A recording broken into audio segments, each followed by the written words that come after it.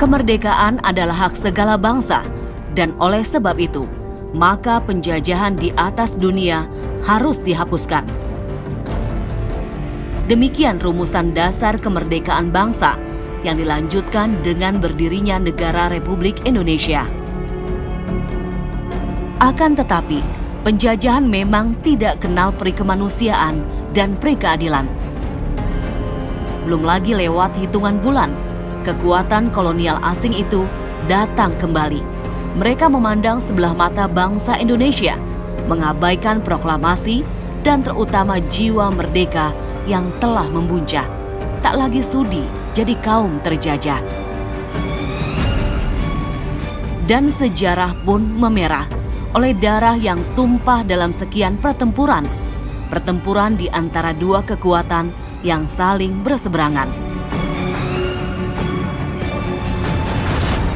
Di antara desing peluru dan dentuman mesiu itu, para pejabat dan diplomat berjibaku di medan juang yang tak kalah menentukan. Perang di meja perundingan. Dan diplomasi adalah pertempuran politik yang tak selalu mudah dipahami. Sebagaimana peristiwa demi peristiwa yang terjadi dalam lini masa negeri ini.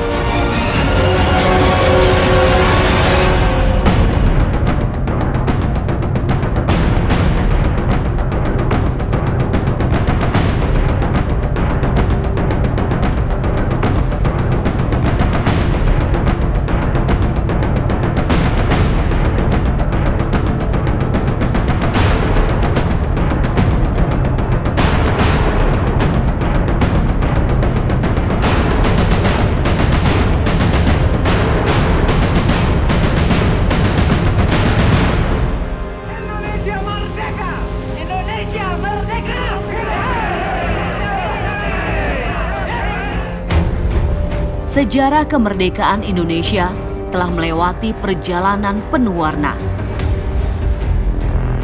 Sedari mula, serdadu dan diplomat saling uji kekuatan dan kecerdasan dari pihak Indonesia untuk mendapatkan pengakuan dan menegakkan kedaulatan sebagai bangsa merdeka. Sementara dari pihak Belanda untuk kembali menguasai koloni lama yang lepas karena Perang Dunia Kedua.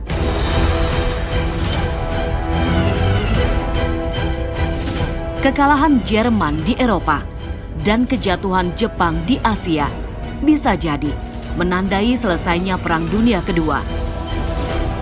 Di atas kertas, perang telah tuntas, tinggal puing dan luka yang akan terus berjejak dan membekas, sampai kemudian akan berlanjut dengan perebutan pengaruh dan wilayah di antara sesama pemenang perang. Sebelum semua itu, sebagian bangsa bertindak segera menyatakan kemerdekaan, membebaskan diri dari segala bentuk penjajahan, dan perang pun kembali terjadi di berbagai wilayah. Bagai tak akan usai sudah, hanya kepahitan dan catatan hitam Perang Dunia Kedua juga yang membuat jalan diplomasi jadi pilihan yang terus digaungkan di seluruh penjuru dunia. Sebagaimana pertarungan antara Indonesia dan Belanda, dunia terus mendorong dilaksanakannya perundingan dan meredakan konflik-konflik bersenjata. Ketika kita berbicara tentang periode antara 45-49 dalam arti kata ketika kita melakukan mempertahankan kemerdekaan kita, ada berbagai faktor yang harus diketahui dulu.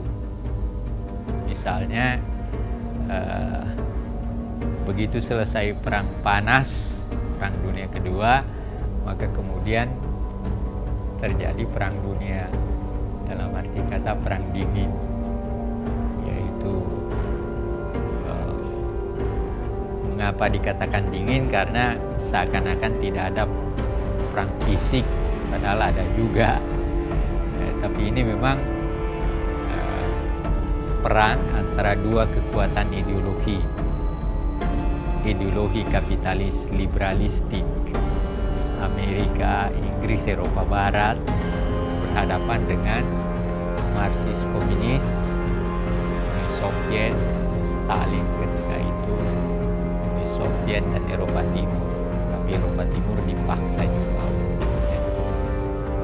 Nah itu, dan ini memberikan pengaruh tertentu nanti dalam proses perkembangan kita, karena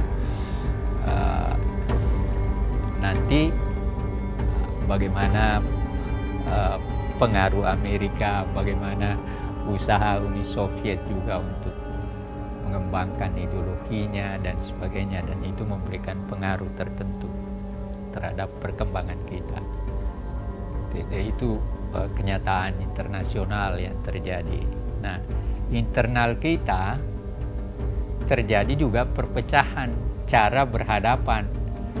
Apakah kita akan melakukan seperti misalnya Persatuan Perjuangannya Tan Malaka itu menolak perundingan, makanya ketika Linggarjati dilakukan oposisinya sangat kuat kan gitu. Lalu kemudian nanti baru masuk ke Renville setelah Sahrir menyerahkan, lalu kemudian diganti oleh Amir Syarifuddin dan Amir melakukan perundingan itu. Perundingan Linggarjati adalah jalur diplomasi resmi pertama Indonesia dan Belanda yang berhasil mencapai kesepakatan. Ditengahi oleh Inggris, perjanjian ini menemukan titik kesepakatan pada tanggal 15 November 1946 dan ditandatangani secara resmi oleh kedua belah pihak pada tanggal 25 Maret 1947.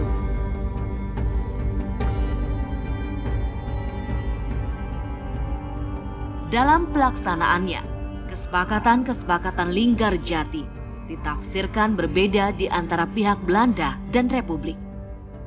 Perbedaan penafsiran dari kedua belah pihak menambah dilema dan tekanan yang didapatkan dari masing-masing pihak, terutama untuk pemerintahan Republik Indonesia yang masih sedemikian muda usia. Tekanan politik dalam negeri memaksa pemerintahan Kabinet Syahrir mundur pada 27 Juni 1947. 3 bulan saja dari semenjak Linggarjati ditandatangani. Pemerintahan kemudian dipimpin oleh Amir Syarifuddin pada 30 Juni 1947. Kabinet baru di bawah Amir Syarifuddin melanjutkan usaha yang bisa meredakan ketegangan dengan Belanda.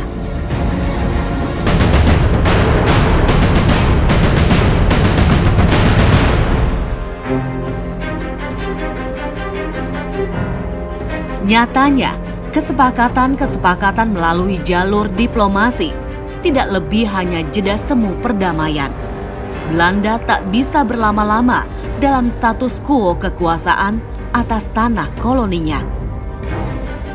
Mereka telah mengerahkan lebih dari 100.000 pasukan. Dibutuhkan biaya yang tidak sedikit di tengah kehancuran perekonomian Belanda pasca Perang Dunia Kedua. Belanda harus segera bisa menguasai komoditi-komoditi penting, terutama perkebunan gula di Jawa, karet di Sumatera, juga minyak bumi. Kalangan militer mereka telah membuat perhitungan. Kota-kota penting Republik dapat dikuasai dalam hitungan minggu dan 6 bulan untuk wilayah Republik secara keseluruhan. Akhirnya, 20 Juli 1947, Belanda melancarkan agresi militer pertamanya di Indonesia. Belanda sendiri menamakan gerakan ini sebagai aksi polisionil, yaitu kebijakan penegakan ketertiban di wilayah dalam negeri sendiri. Gerakan dan penamaan aksi demikian ini tidak lain adalah delusi yang mengabaikan kenyataan telah terpenuhinya syarat sah Indonesia sebagai negara merdeka. Belanda telah melakukan invasi ke wilayah Republik Indonesia, sebagaimana yang telah diakui Belanda dalam Perjanjian Linggarjati. Dengan agresi ini, Perjanjian Linggarjati pun resmi dilanggar oleh Belanda. Pasukan Belanda bergerak dari Jakarta dan Bandung untuk menguasai Jawa Barat, dan dari Surabaya untuk menguasai Madura dan ujung timur Pulau Jawa. Pasukan yang lebih kecil digerakkan di sebelah utara untuk mengamankan Semarang di bagian tengah Pulau Jawa. Dengan demikian, Belanda menguasai hampir semua kota pelabuhan di Pulau Jawa. Di Sumatera, mereka merebut perkebunan di sekitar Medan dan instalasi minyak dan batu bara di sekitar Palembang dan Padang. Agresi militer Belanda pertama ini menjadi pelajaran pahit bagi tentara Republik Indonesia. Pengalaman yang belum lagi didapatkan pada berbagai pertempuran sebelumnya. Ketika Belanda bersama sekutu baru datang dan melaksanakan misi pemulangan interniran Jepang, agresi kali ini menunjukkan betapa Belanda memang sungguh-sungguh mengerahkan kekuatan militer untuk kembali menguasai Indonesia.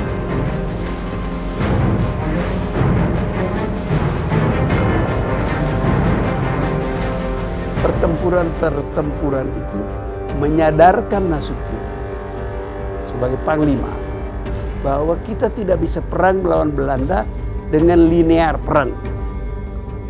Oleh sebab itu lahirlah gagasan gerilya. Gerilya itu kucing-kucingan. Dan tekanannya, doktrinnya Nasution itu mengepung tentara Belanda dari desa-desa. Ini kemudian melahirkan keyakinan doktrin tentara berperang bersama rakyat melawan Belanda. Dan kemudian dipraktekkan lagi ketika perang gerilya di Jawa Tengah dan Jawa Timur. Artinya, jangan berperang berhadapan-hadapan dengan tentara Belanda. Mereka senjatanya lebih bagus, latihannya lebih baik. Kita ganggu aja dari desa-desa. Periode itu kan periode perang kemerdekaan, istilah tentara, perang kemerdekaan kedua saya kira. Itu menjadi pengalaman itu dikelola oleh tentara menjadi dasar doktrin berperang bersama rakyat melawan Belanda. Dan itu dipraktekkan. Itu dari praktek. Nasution kan bergerilya di gunung-gunung. Kalau Anda baca memoir Nasution kan itu diceritakan. Demikian juga pasukan Siliwangi yang lain dan pasukan-pasukan yang lain. Dan itu sebabnya Nasution kan mengatakan kita tidak mengalahkan tentara Belanda. Kita membuat mereka kepayahan. Mereka tidak terlatih perang seperti kita, makan dari rakyat. Aksi Belanda ini mendapat reaksi keras dan ditentang oleh dunia internasional, terutama India dan Australia. Demikian juga dengan sekutu utama Belanda sendiri, yakni Amerika dan Inggris, yang nyata-nyata tidak menyukai aksi yang dilakukan secara sepihak oleh Belanda ini. Perserikatan bangsa-bangsa segera turun tangan dan menghimbau untuk diadakannya gencatan senjata. Pada 4 Agustus 1947, PBB memberi kesempatan kepada Syahrir untuk berbicara atas nama Republik Indonesia dalam sidang umum PBB di New York, Amerika Serikat. But they also led to the fall of my country from its ancient proud place to that of a weak, dejected colony. Long after we as a people had, so to speak, disappeared from the face of the earth, the general political awakening of Asia, the rebirth of the Orient, also affected us. At the end of the 19th century, we began to regain our soul and gave birth to a national movement which aimed at freedom from Dutch colonial rule. From that time on, it has been our constant desire our one ideal, our strive and struggle to become a nation again. In 1918, our national movement gained great strength, and the desire to free Indonesia from Dutch rule had become universal. In common with similar movements in other countries, my people too bent all their energies to achieve the status of an independent nation. Syahrir mewakili Indonesia berhadapan dengan diplomat senior Belanda, Elko Van Clevens. Pidato Syahrir dalam sidang ini mendapat apresiasi dan dukungan baik dari peserta sidang, perwakilan, negara-negara dunia, dan media internasional kala itu.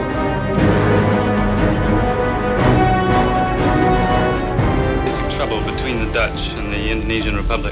Our trouble is not with the Republic, it is with this present self-appointed Republican government. It is unable to provide anything like a regular administration. Republican leaders say they can't trust your government on the independence question. Our promises of independence were made by a large majority of a freely elected Dutch parliament. The path of Dutch colonial history is strewn with broken promises. In 1918, they promised us internal autonomy. That promise was not kept. In 1942, the Dutch Queen promised us voluntary cooperation between Holland and Indonesia on an equal basis. That promise wasn't kept. In October 1946, we signed a truce agreement with the Dutch. They broke that agreement too. The Dutch charge that the Indonesian Republic has not carried out the promises of the Linggadjati Agreement. We Indonesians have kept every promise. We wanted to submit our differences with the Dutch to arbitration, as called for by the Linggadjati Agreement. But the Dutch repeatedly refused our requests, tore up the Linggadjati Agreement, and 1 hour later launched a full-scale attack on us. Oktober 1947, PBB membentuk Komite Jasa-Jasa Baik untuk membuka mediasi perdamaian Indonesia dan Belanda. Komite ini terdiri atas Amerika Serikat yang diwakili oleh Frank B. Graham, Australia oleh Richard Kirby, dan Belgia dengan Paul van Zeeland. Tugas komite yang kemudian dikenal sebagai Komite Tiga Negara ini adalah membantu pelaksanaan perundingan Indonesia dan Belanda. Sementara itu, sejak bulan Agustus, Belanda terus melakukan pembersihan di wilayah yang mereka invasi. Tentara Republik dan Laskar Pejuang terus bertahan, menjalankan siasat perang gerilya. Divisi Siliwangi di Jawa Barat menjadi salah satu garda penting perlawanan terhadap pendudukan militer Belanda.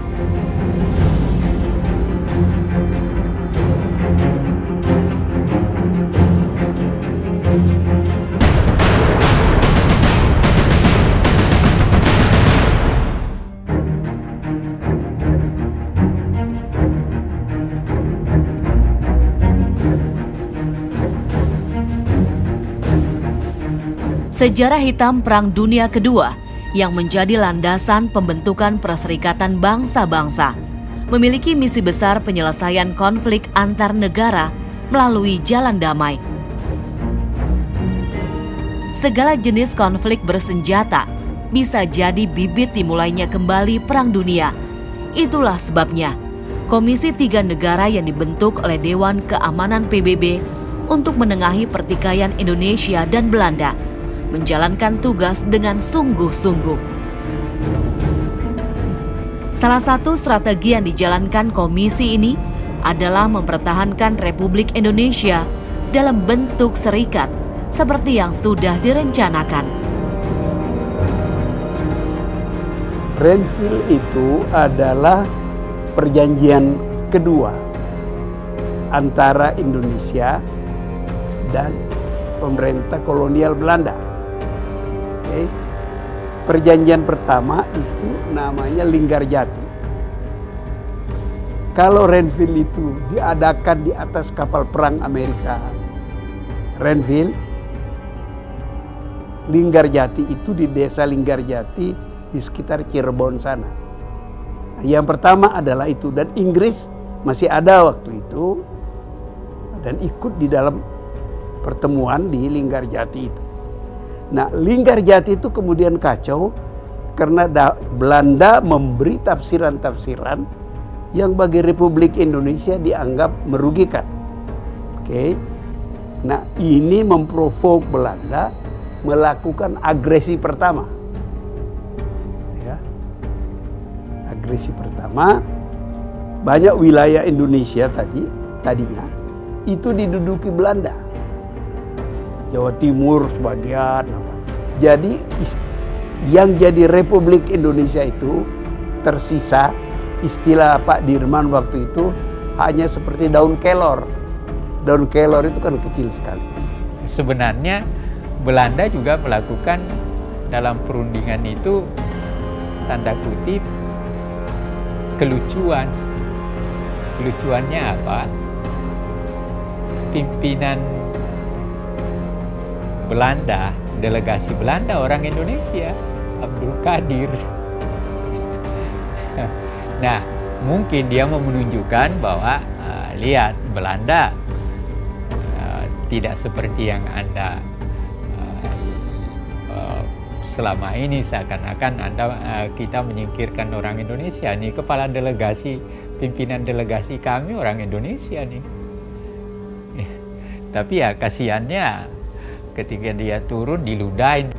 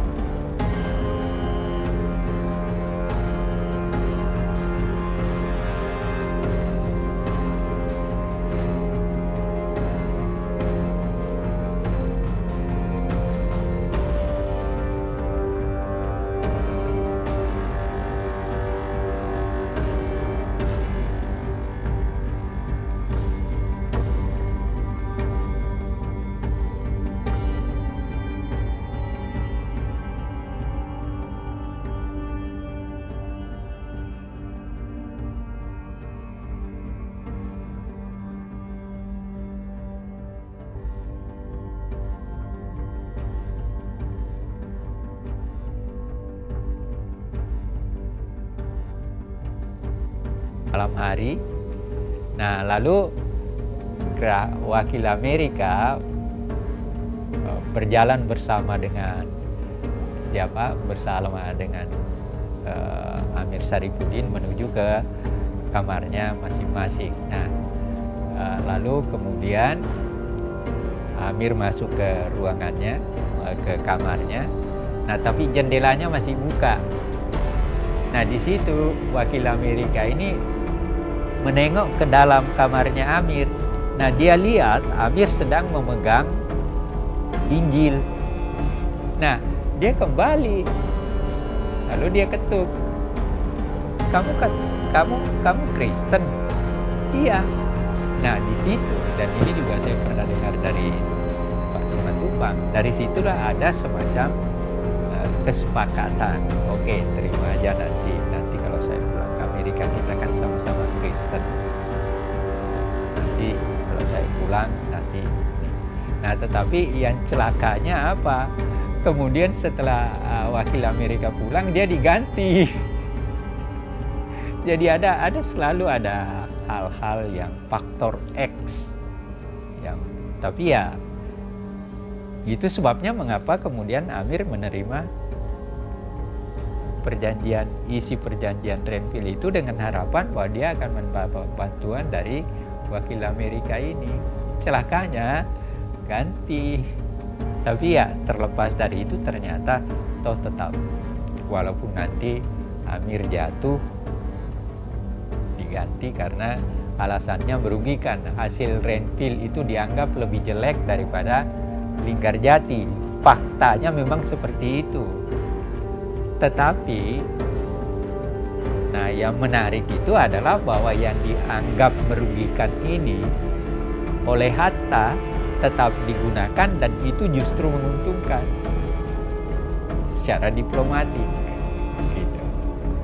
Secara militer barangkali kita rugi karena militer kita harus keluar dari wilayah yang telah kita kuasai.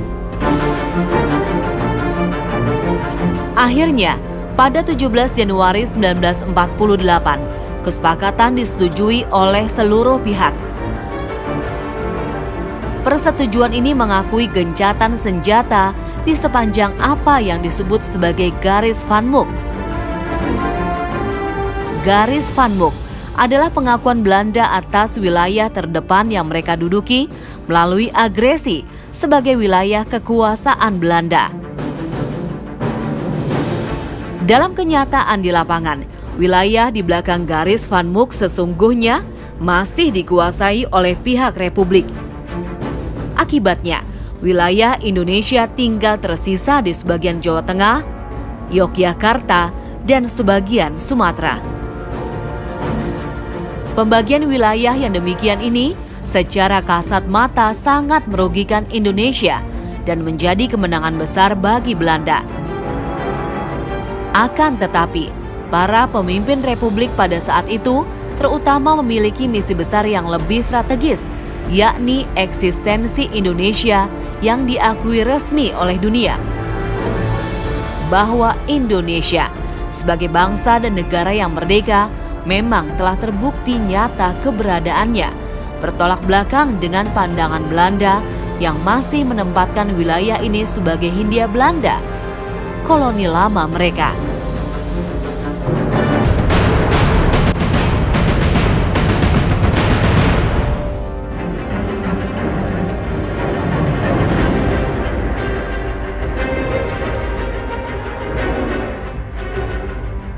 Kesepakatan Renville menjadikan persoalan Indonesia menjadi bagian penting yang terus disorot oleh dunia internasional. Belanda tidak lagi bergerak sepihak dan semena-mena sebagaimana sebelumnya. Belanda bisa saja menguasai wilayah geografis yang telah mereka incar melalui agresi militer mereka. Akan tetapi, mereka gagal total mencapai tujuan utama untuk menghancurkan angkatan perang dan perlawanan bangsa Indonesia. Semenjak awal, tentara Republik yang bersenjata ringan berupaya menghindari pertempuran frontal dengan Belanda yang bersenjata berat. Tentara Republik menarik diri dari wilayah perkotaan dan jalur utama Belanda untuk kemudian menguasai kawasan pegunungan dan perbukitan yang berada di sekitarnya. Dari pinggiran di sekeliling wilayah Belanda itulah perang gerilya terus dilancarkan tentara Republik dan Laskar Pejuang. Perlawanan semesta dilancarkan untuk mempertahankan kemerdekaan Indonesia. Agresi militer Belanda pertama yang diselesaikan dengan kesepakatan Renville membuat wilayah Republik semakin kecil. Kubu-kubu yang berseberangan dengan kebijakan pemerintah menjadikannya sebagai sasaran kritik dan serangan politik. Kabinet Amir Syarifuddin jatuh, anggota-anggota PNI dan Masyumi meletakkan jabatan mereka. 17 Januari 1948, persetujuan Renville ditandatangani. Tak sampai seminggu kemudian, Amir Syarifuddin meletakkan jabatan pada 23 Januari 1948. Jadi Renville itu, Perdana Menteri waktu itu adalah Amir Syarifuddin. Oh, itu diserang habis-habisan di Jogja. Akhirnya dia mengundurkan diri. Kan kemudian diganti oleh Bung Hatta. Jadi wakil presiden menjadi Perdana Menteri dan Menteri Pertahanan. Ini kemudian menimbulkan soal di pihak PKI. Karena musuh yang datang dari Moskow marah kepada Amir Syarifuddin. Kenapa kamu menyerahkan kekuasaan? Kan komunis kan berpikir kalau sudah berkuasa jangan lepaskan kekuasaan itu. Rupanya ya Amir tidak terlalu kurang komunisnya.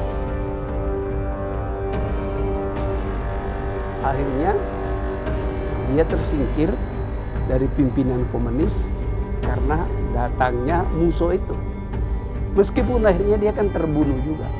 Karena dia terlibat peristiwa Madiun, tertangkap dan hukum mati. Soekarno segera menunjuk Muhammad Hatta untuk memimpin kabinet presidensial darurat yang tidak bertanggung jawab pada KNIP tetapi pada Soekarno langsung sebagai presiden. Anggota kabinet dipilih dari golongan tengah, terutama PNI, Masyumi, dan tokoh-tokoh yang tidak memiliki partai. Di sisi yang lain, Amir Syarifuddin dan organisasi sayap kiri menjadi pihak oposisi. Pemerintahan presidensialnya Hatta berhadapan dengan kenyataan-kenyataan seperti ini. Bagaimana dia harus berhadapan dengan keadaan dalam negeri, dia dioposisi oleh Amir Syarifuddin, kemudian datang musuh PKI, dan itu kejam, tetapi kemudian persoalan internasionalnya tadi, bagaimana pandangan Amerika terhadap kemungkinan pengaruh Uni Soviet komunis di Indonesia, itu terjadi. Indonesia terjebak dalam situasi yang penuh tekanan. Kekuasaan republik ini terbatas di wilayah pedalaman Jawa yang padat penduduk dan kekurangan bahan makanan, terutama beras. Belanda menjalankan strategi blokade ekonomi. Kesepakatan Renville juga memaksa tentara republik meninggalkan wilayah-wilayah kantong. Semua berkelindan menjadi persoalan besar dan genting yang harus segera diatasi oleh pemerintahan Kabinet Hatta. Pemerintah Republik akhirnya mencetak lebih banyak uang dan menutupi biaya dan anggaran negara. Terjadilah inflasi, terutama karena meningkatnya harga beras. Di satu sisi, penghasilan para petani membaik dan sebagian besar hutang mereka dapat dilunasi. Sementara penghasilan para pekerja merosot, kaum buruh yang menjadi pendukung utama kelompok politik sayap kiri menjadi pihak yang paling dirugikan dari kebijakan Kabinet Hatta. Februari 1948, koalisi sayap kiri berganti nama menjadi Front Demokrasi Rakyat dan mengecam perjanjian Renville yang sesungguhnya ditandatangani oleh pemimpin mereka sendiri, yakni Amir Syarifuddin.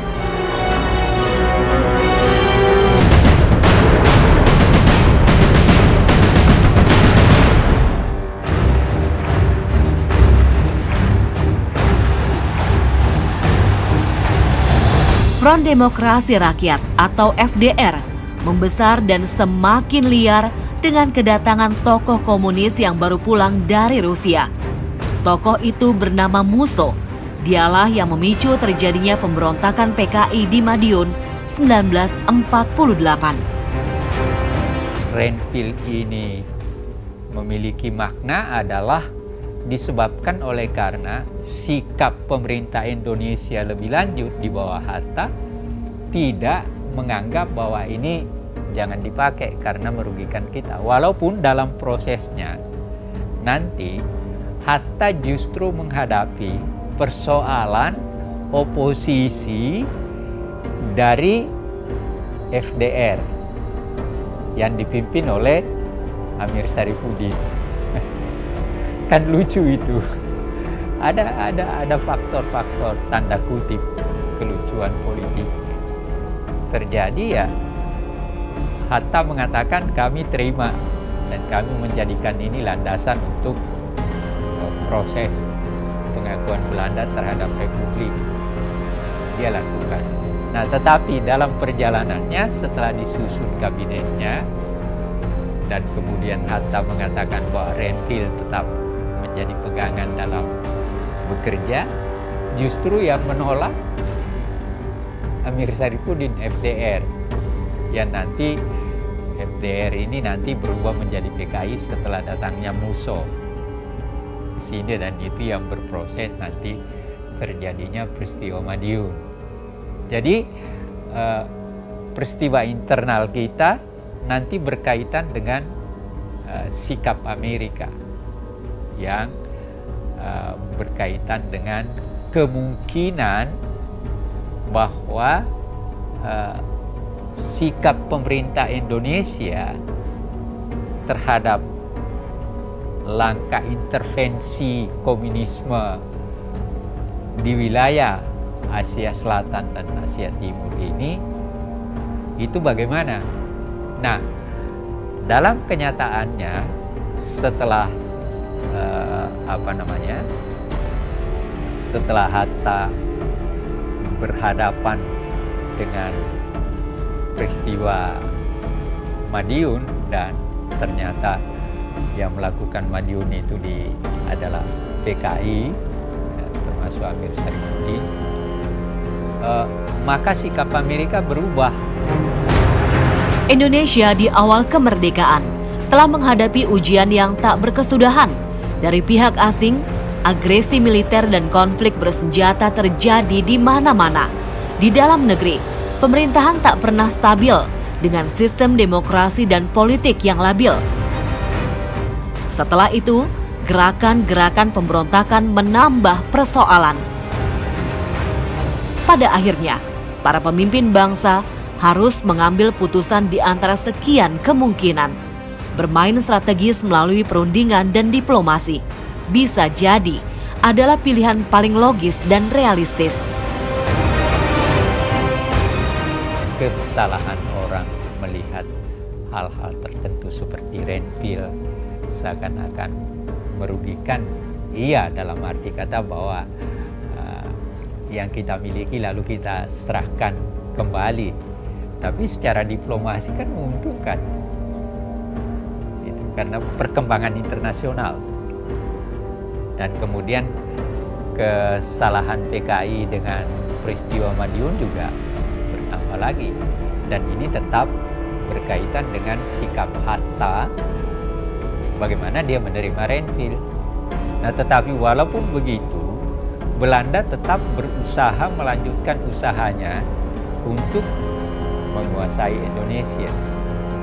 Ya, mereka masih tetap berusaha dengan mempersiapkan serangan kedua yang nanti kita kenal agresi kedua Belanda.